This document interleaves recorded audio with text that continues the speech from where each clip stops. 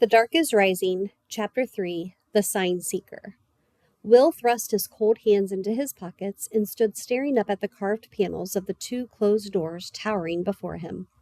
They told him nothing. He could find no meaning in the zigzag symbols repeated over and over in endless variation on every panel. The wood of the doors was like no wood he had ever seen. It was cracked and pitted and yet polished by age, so that you could scarcely tell it was wood at all except for a rounding here and there, where someone had not quite been able to avoid leaving the trace of a knothole. If it had not been for signs like those, Will would have taken the doors to be stone. His eyes slid beyond their outline as he looked, and he saw that all around them was a quivering of things, a movement like the shaking of the air over a bonfire or over a paved road baked by a summer sun. Yet there was no difference in heat to explain it here. There were no handles on the doors. Will stretched his arms forward with the palm of each hand flat against the wood, and he pushed. As the door swung open beneath his hands, he thought that he caught a phrase of the fleeting bell-like music again. But then it was gone, into the misty gap between memory and imagining. And he was through the doorway, and without a murmur of sound, the two huge doors swung shut behind him. The light and the day and the world changed so that he forgot utterly what they had been. He stood now in a great hall. There was no sunlight here. Indeed, there were no real windows in the lofty stone walls, but only a series of thin slits. Between these, on both sides, hung a series of tapestries so strange and beautiful that they seemed to glow in the half-light. Will was dazzled by the brilliant animals and flowers and birds, woven or embroidered there in rich colors like sunlit stained glass. Images leapt at him. He was a silver unicorn, a field of red roses, a glowing golden sun. Above his head, the high vaulted beams of the roof arched up into shadow. Other shadows masked the far end of the room. He moved dreamily a few paces forward, his feet making no sound on the sheepskin rugs that covered the stone floor, and he peered ahead. All at once, sparks leapt and fire flared in the darkness, lighting up an enormous fireplace in the far wall, and he saw doors and high-backed chairs and a heavy carved table. On either side of the fireplace, two figures stood waiting for him, an old lady leaning on a stick and a tall man. "Welcome, Will," the old lady said in a voice that was soft and gentle, yet rang through the vaulted hall like a treble bell. She put out one thin hand towards him, and the firelight glinted on a huge ring that rose round as a marble above her finger.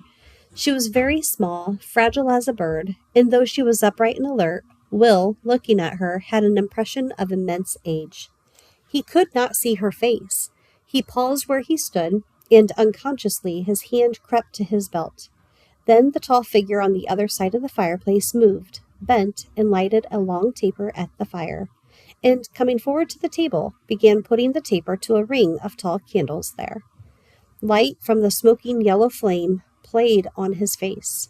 Will saw a strong bony head with deep-set eyes and an arched nose, fierce as a hawk's beak, a sweep of wiry white hair springing back from the high forehead, bristling brows and a jutting chin.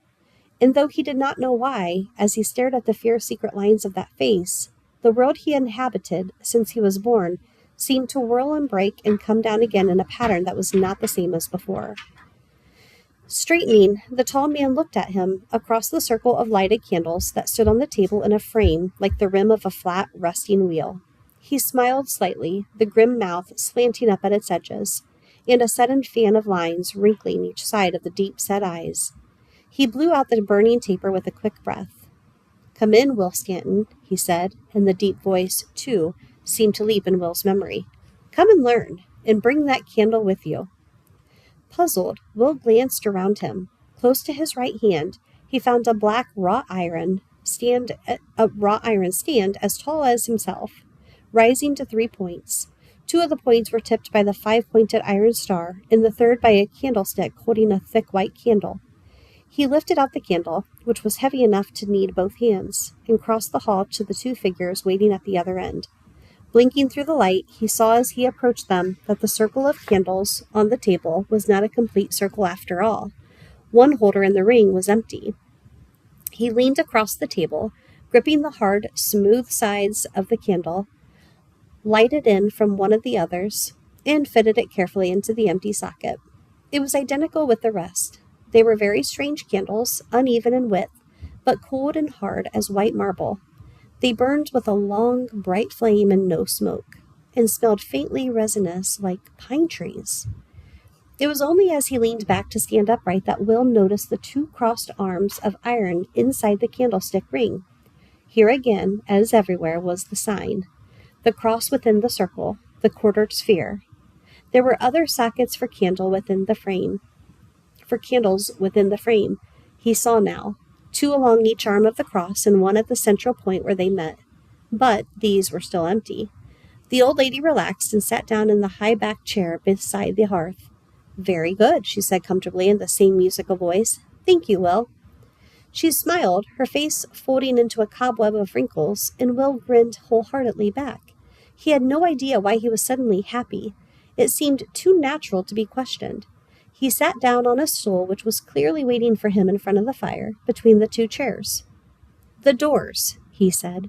"The great doors I came through. How do they just stand there on their own?" "The doors?" the lady said. Something in her voice made Will look back over his shoulder at the far wall from which he had just come. The wall with the 2 high doors, and the holder from which he had taken the candle. And he stared. There was something wrong. The great wooden doors had vanished. The gray wall stretched blank, its massive square stones quite featureless, except for 1 round golden shield, alone, hanging high up and glinting dully in the light from the fire. The tall man laughed softly. "Nothing is what it seems, boy. Expect nothing and fear nothing, here or anywhere. There's your first lesson. And here's your first exercise. We have before us Will Stanton. Tell us what has been happening to him this last day or 2. Will looked into the urgent flames, warm and welcome on his face in the chill room. It took much effort to wrench his mind back to the moment when he and James had left home for Dawson's farm to collect hay, the previous afternoon. He thought, bemused, about everything that stood between that moment and his present self. After a while, he said, "The sign, the circle with the cross. Yesterday, Mr. Dawson gave me the sign, and then the walker came after me, or tried to, and afterwards whoever they are, they tried to get me." He swallowed, cold at the memory of his night's fear. "To get the sign. They want it. That's what everything is about. That's what today is about too, even though it's so much more complicated because now isn't now. It's some other time. I don't know when. With everything like a dream, but real. They're still after it. I don't know who they are except for the rider and the walker. I don't know you either, only I know you are against them. You and Mr. Dawson and John Wayland Smith." He stopped. "Go on," said the deep voice. "Wayland?" Will said, perplexed. "That's an odd name. That's not part of John's name. What made me say that?" "Minds hold more than they know," the tall man said, "particularly yours. And what else have you to say?" "I don't know," Will said. He looked down and ran a finger along the edge of his stool. It was carved in gentle, regular waves like a peaceful sea. "Well, yes, I do. 2 things. One is that there's something funny about the walker. I don't really think he's one of them, because he was scared stiff of the rider when he saw him and ran away." "And the other thing," the big man said. Somewhere in the shadows of the great room, a clock struck, with a deep note like a muffled bell, a single note, a half-hour. "The rider," Will said. "When the rider saw the sign, he said, 'So you have one of them already.' He didn't know I had it, but he had come after me, chasing me. Why?" "Yes," said the old lady. She was looking at him rather sadly. "He was chasing you. I'm afraid the guess that is in your mind is right, Will. It isn't the sign they want most of all. It's you." The big man stood up and crossed behind Will so that he stood with one hand on the back of the old lady's chair and the other in the pocket of the dark, high-necked jacket he wore. "Look at me, Will," he said. Light from the burning ring of candles on the table glinted on his springing white hair and put his strange shadowed eyes into even deeper shadows, pools of darkness in the bony face. "My name is Merriman Lyon," he said. I greet you, Will Stanton. We have been waiting for you a long time. I know you, Will said. I mean, you look... I felt... Don't I know you? In a sense, Merriman said. You and I are, shall we say, similar. We were born with the same gift and for the same high purpose, and you are in this place at this moment, Will, to begin to understand what that purpose is. But first, you must be taught about the gift. Everything seemed to be running too far too fast. I don't understand, Will said, looking at the strong, intent face in alarm. I haven't any gift. Really, I haven't. I mean, there's nothing special about me.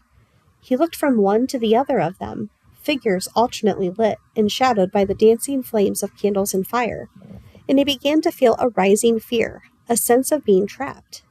He said, It's just the things that have been happening to me, that's all. Think back and remember some of those things, the old lady said. Today is your birthday, Midwinter Day, your 11th Midwinter's Day. Think back to yesterday, your 10th Midwinter's Eve. Before you first saw the sign, was there nothing special at all then? Nothing new? Will thought. The animals were scared of me, he said reluctantly. And the birds, perhaps, but it didn't seem to mean anything at the time. And if you had a radio or a television set switched on in the house, Merriman said, it behaved oddly whenever you went near it. Will stared at him. The radio did keep making noises. How did you know that? I thought it was sunspots or something. Merriman smiled. In a way. Then he was sober again. Listen now. The gift I speak of, it is a power that I will show you. It is the power of the old ones, who are as old as this land and older even than that.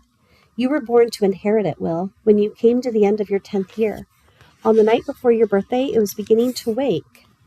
And now on the day of your birth, it is free, flowering, fully grown. But it is still confused and unchanneled because you are not in proper control of it yet. You must be trained to handle it before it can fall into its true pattern and accomplish the quest for which you are here. Don't look so prickly, boy. Stand up. I'll show you what it can do. Will stood up, and the old lady smiled encouragingly at him. He said to her suddenly, Who are you? The lady, Merriman began. The lady is very old, she said in her clear young voice, and has, in her time, had many, many names.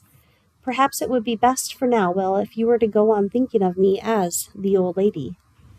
Yes, ma'am, Will said, and at the sound of her voice, his happiness came flooding back. The rising alarm dropped away, and he stood up erect and eager, peering into the shadow behind her chair where Merriman had moved a few paces back. He could see the glint of white hair on the tall figure, but no more. Merriman's deep voice came out of the shadow. Stand still. Look at whatever you like, but not hard. Concentrate on nothing. Let your mind wander. Pretend you are in a boring class at school. Will laughed and stood there relaxed, tilting his head back. He squinted up, idly trying to distinguish between the dark, crisscrossing beams in the high roof and the black lines that were their shadows.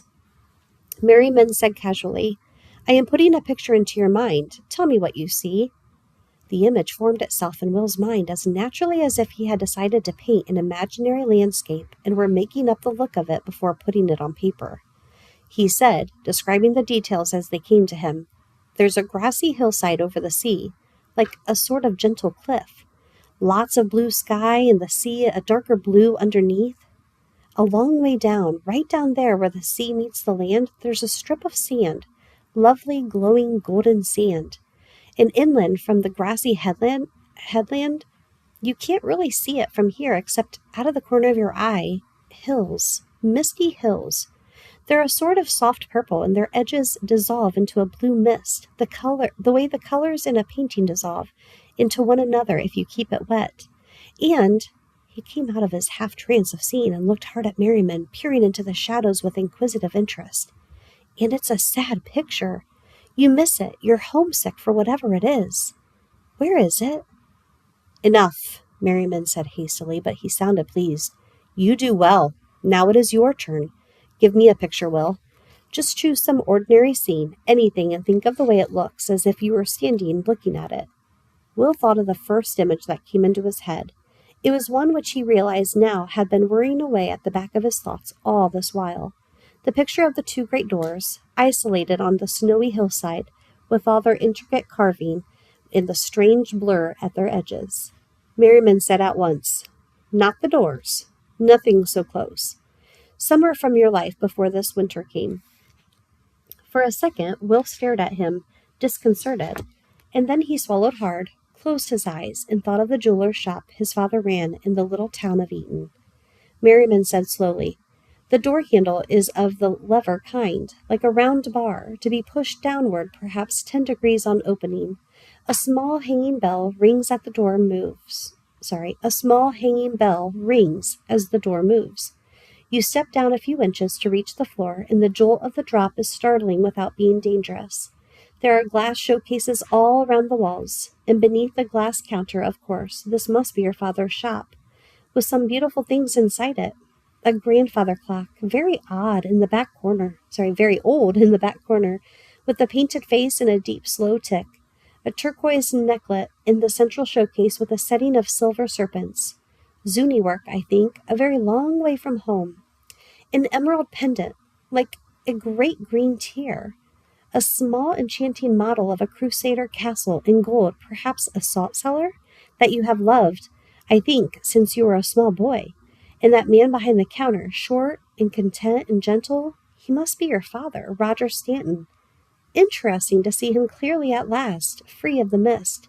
He has a jeweler's glass in his eye, and he is looking at a ring, an old gold ring with 9 tiny stones set in 3 rows, 3 diamond chips in the center and 3 rubies at either side, and some curious runic lines edging those that I think I must look at more closely one day soon." "You even got the ring," Will said, fascinated. "That's Mother's ring. Dad was looking at it last time I was in the shop. She thought one of the stones was loose, but he said it was an optical illusion. However do you do it?" "Do what?" There was an ominous softness in the deep voice. "Well, that. Put a picture in my head, and then see the one I had there myself. Telepathy, isn't it called? It's tremendous." But an uneasiness was beginning in his mind. "Very well," Merriman said patiently. "I will show you in another way. There is a circle of candle flames beside you there on the table, Will Stanton. Now, do you know of any possible way of putting out one of those flames, other than blowing it out or quenching it with water or snuffer or hand?" No, there is none. But now I tell you that you, because you are who you are, can do that simply by wishing it. For the gift that you have, this is a very small task indeed. If in your mind you choose one of those flames and think of it without even think of it and tell it to go out, then that flame will go out. And is that a possible thing for any normal boy to do? No, Will said unhappily. Do it, Merriman said. Now. There was a sudden, thick silence in the room, like velvet. Will could feel them both watching him. He thought desperately, I'll get out of it. I'll think of a flame, but it won't be one of those. It'll be something much bigger, something that couldn't be put out except for those tremendous, impossible magic even Merriman doesn't know. He looked across the room at the light and shadow dancing side by side across the rich tapestries on the stone walls, and he thought hard, in furious concentration, of the image of the blazing log fire in the huge fireplace behind him. He felt the warmth of it on the back of his neck and thought of the glowing orange heart of the big pile of logs and the leaping yellow tongues of flame. Go out, fire, he said to it in his mind, feeling suddenly safe and free from the dangers of power, because, of course, no fire as big as that could possibly go out without a real reason. Stop burning, fire. Go out. And the fire went out. All at once, the room was chill and darker. The ring of candle flames on the table burned on, and in a small, cold pool of their own light only, Will spun around, staring in consternation at the hearth. There was no hint of smoke or water, or of any way in which the fire could possibly have died. But dead it was, cold and black without a spark. He moved towards it slowly. Merriman and the old lady said no word, but did not stir. Will bent and touched the blackened logs in the hearth, and they were cold as stone, yet furred with a layer of new ash that fell away from his fingers into a white dust. He stood up, rubbing his hand slowly up and down his trouser leg, and looked helplessly at Merriman. The man's deep eyes burned like black candle flames, but there was compassion in them, and as Will glanced nervously across at the old lady, he saw a kind of tenderness in in her face, too. She said gently, "It's a little cold, Will." For a timeless interval, there was no more than the flicker of a nerve. Will felt a screaming flash of panic, a memory of fear he had felt in the dark nightmare of the snowstorm, and then it was gone. And in the peace of its vanishing, he felt somehow stronger, taller, more relaxed. He knew that in some way he had accepted the power, whatever it was, that he had been resisting, and he knew what he must do. Taking a deep breath, he squared his shoulders and stood straight and firm there in the great hall. He smiled at the old lady and then looked past her, at nothing, and concentrated on the image of the fire. "Come back, fire," he said in his mind. "Burn again." And the light was dancing over the tapestried walls once more, and the warmth of the flames was back on his neck, and the fire burned. "Thank you," the old lady said. "Well done," said Merriman softly, and Will knew that he was not speaking merely of the extinguishing and relighting of the fire. "It is a burden," Merriman said. "Make no mistake about that. Any great gift or power or talent is a burden, and this more than any, and you will often long to be free of it. But there is nothing to be done. If you were born with the gift, then you must serve it, and nothing in this world or out of it may stand in the way of that service, because that is why you were born, and that is the law. And it is just as well, young Will, that you have only a glimmering of an idea of the gift that is in you. For until the first ordeals of learning are over, you will be in great danger. And the less you know of the meaning of your power, the better able it will be to protect you as it has done for the last 10 years. He gazed at the fire for a moment, frowning. "I will tell you only this, that you are one of the old ones, the first to have been born for 500 years, and the last. And like all such, you are bound by nature to devote yourself to the long conflict between the light and the dark. Your birth, Will, completed a circle that has been growing for 4,000 years in every oldest part of this land, the circle of the old ones. Now that you have come into your power, your task is to make that circle indestructible. It is your quest to find and to guard the 6 great signs of the light, made over by the centuries of the old ones, to be joined in power only when the circle is complete. The first sign hangs on your belt already, but to find the rest will not be easy. You are the sign seeker, Will Stanton. That is your destiny, your first quest. If you can accomplish that, you will have brought to life one of the 3 great forces that the old ones must turn soon towards vanquishing the powers of the dark, which are reaching out now steadily and stealthily over all this world." The rhythms of his voice, which had been rising and falling in an increasingly formal pattern, changed subtly to a kind of chanted battle cry.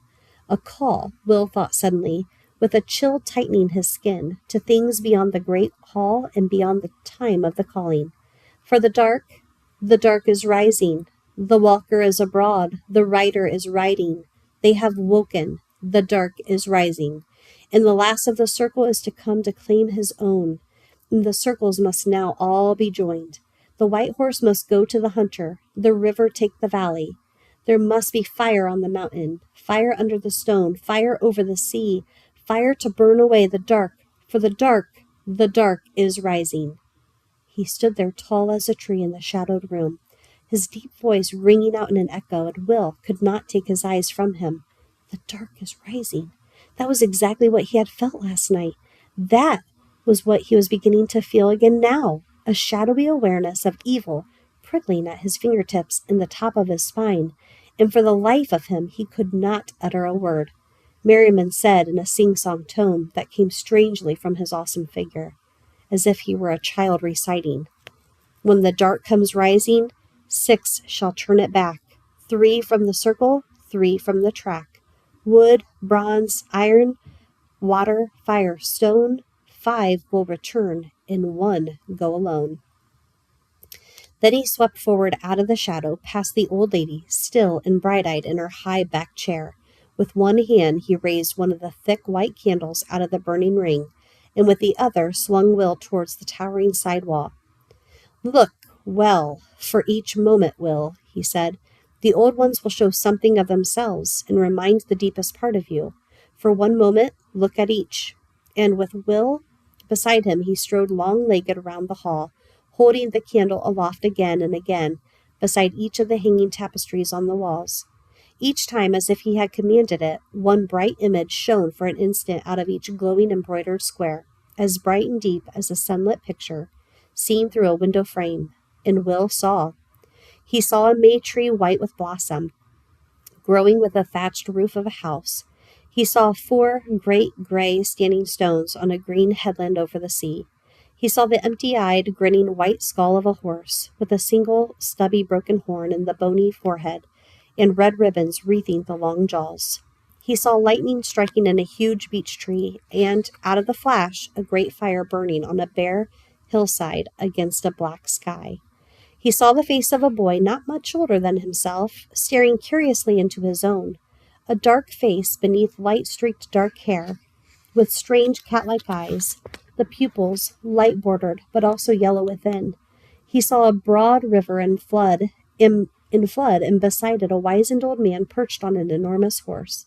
As Merriman whirled him inexorably from one picture to the next, he saw suddenly with a flash of terror the brightest image of all. A masked man with a human face, the head of a stag, the eyes of an owl, the ears of a wolf, the body of a horse. The figure leapt, tugging at some lost memory deep within his mind. "Remember them," Merriman said. "They will be a strength." Will nodded and then stiffened. All at once he had heard noises growing outside the hall, and knew, with a dreadful shock of certainty, why it was that he had felt such uneasiness a short time before.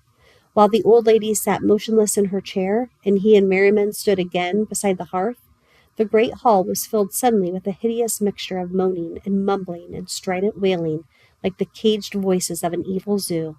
It was a sound more purely nasty than any he had ever heard. The hair prickled at the back of Will's neck, and then, suddenly, there was silence. A log fell, rustling in the fire. Will heard the blood beating in his veins, and into the silence a new sound came from somewhere outside, beyond the far wall. The heartbroken, beseeching whine of a forsaken dog, calling in panic for help and friendliness. It sounded exactly as Rack and Cy, their own dogs, had sounded when they were puppies, crying for comfort in the dark. Will felt himself dissolve into sympathy, and he turned instinctively towards the sound. "Oh, where is it? Poor thing!" As he looked at the blank stone of the far wall, he saw a door take shape in it. It was not a door like the huge vanished pair by which he had entered, but far smaller.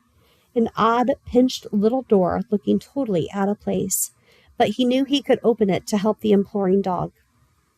The animal whined again in more acute misery than before, louder, more pleading in a desperate half-howl.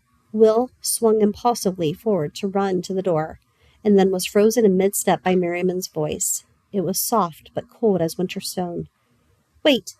If you saw the shape of the poor sad dog, you would be greatly surprised, and it would be the last thing you would ever see." Incredulous, Will stood and waited. The whining died away, and in a long lost howl. There was silence for a moment, and then all at once he heard his mother's voice from behind the door. "Will? Will! Come and help me, Will!" It was unmistakably her voice, but filled with an unfamiliar emotion. There was in it a note of half-controlled panic that horrified him. It came again. "Will, I need you. Where are you, Will? Oh, please, Will, come and help me." And then an unhappy break at the end, like a sob. Will could not bear it. He lurched forward and ran towards the door. Merriman's voice came after him like a whiplash. "Stop!" "But I must go. Can't you hear her?" Will shouted angrily. "They've got my mother. I've got to help." "Don't open that door." There was a hint of desperation in the deep voice that told Will, through instinct, that in the last resort Merriman was powerless to stop him.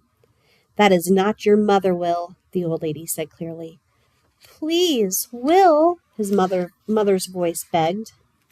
"I'm coming." Will reached out to the door's heavy latch, but in his haste he stumbled and knocked against the great head-high candlestick so that his arm was jarred against his side. There was a sudden searing pain in his forearm, and he cried out and dropped to the floor, staring at the inside of his wrist where the sign of the quartered circle was burned agonizingly red into his skin. Once more the iron symbol on his belt had caught him with its ferocious bite of cold. It burned this time with a cold like white heat and a furious, flaring warning against the presence of evil, the presence that Will had felt but forgotten. Merriman and the old lady still had not moved. Will stumbled to his feet and listened, while outside the door his mother's voice wept and then grew angry and threatened, then softened again and coaxed and cajoled, and then finally ceased, dying away in a sob that tore at him, even though his mind and senses told him it was not real. And the door faded with it, melting like mist until the gray stone wall was solid and unbroken as before. Outside, the dreadful, inhumane chorus of moaning and wailing began again. The old lady rose to her feet then and came across the hall, her long green dress rustling down at every step. She took Will's hurt forearm in both her hands and put her cool right palm over it, and then she released him. The pain in Will's arm was gone, but where the red burn had been, he saw now the shiny, hairless skin that grows in when a burn has been long healed. But the shape of the scar was clear, and he knew he could bear it to the end of his life. It was like a brand. The nightmare sounds beyond the wall rose and fell in uneven waves. "I'm sorry," Will said miserably.